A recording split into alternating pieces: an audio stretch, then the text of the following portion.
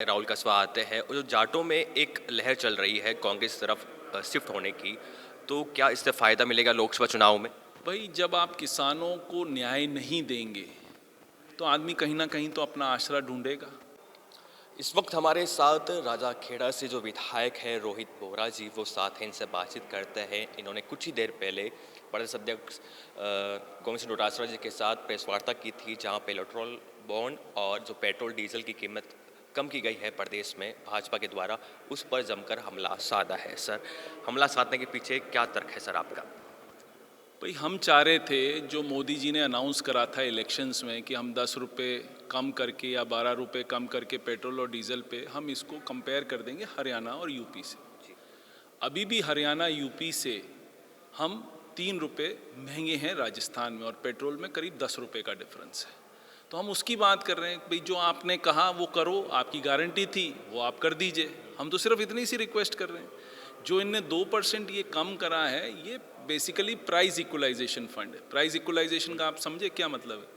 जो transportation cost जो different districts में लगती है, ये इससे सेट ऑफ कर रहे हैं ट्रांसपोर्टेशन कॉस्ट, इसलिए वो वहाँ पर कम कर रहे हैं। बट फिर भी राजस्थान में आज भरतपुर और हनुमानगढ़ में 2-2 रुपये का डिफरेंस है। 2 रुपये पेट्रोल का और 1.87 लीटर डीजल का डिफरेंस है।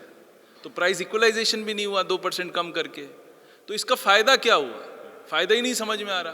भाई हम पहले भी यूपी से डीजल खरीद रहे थे, अभी भी यूपी से डीजल खरीदेंगे। 3 रुपये का डिफरेंस है, कौन यूज़ करेगा?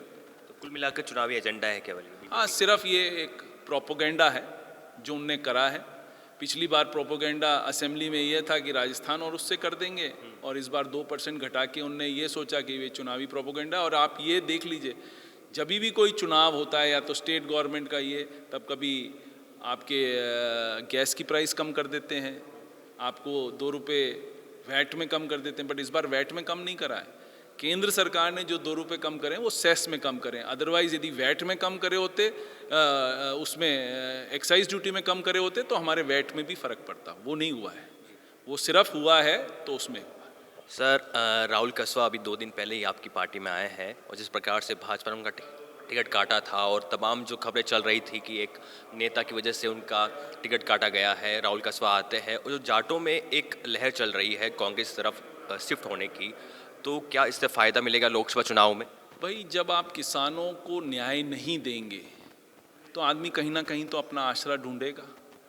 किसानों के 700 किसानों को मौत हो मिल गई।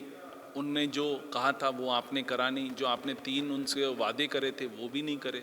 तो वापस वो आज आपके द्वार पे दिल्ली पर खड़े हुए हैं, और वो कह रहे हैं कि हमारी मांगें जो आपने मानी थी उनको इम्प्लीमेंट करिए, एमएसपी को कानून बनाइए।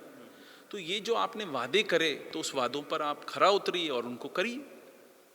तो वो अपने आप, जब किसान कम्युनिटी आपसे नाराज है, तो इसमें मैं और आप क्या करेंगे?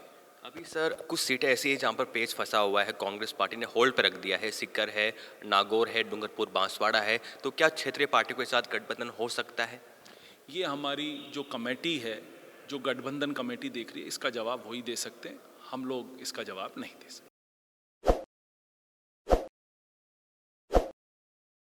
ताज़ा खबरों के लिए विजिट करें द फैक्ट इंडिया की वेबसाइट और डाउनलोड करें द फैक्ट इंडिया ऐप।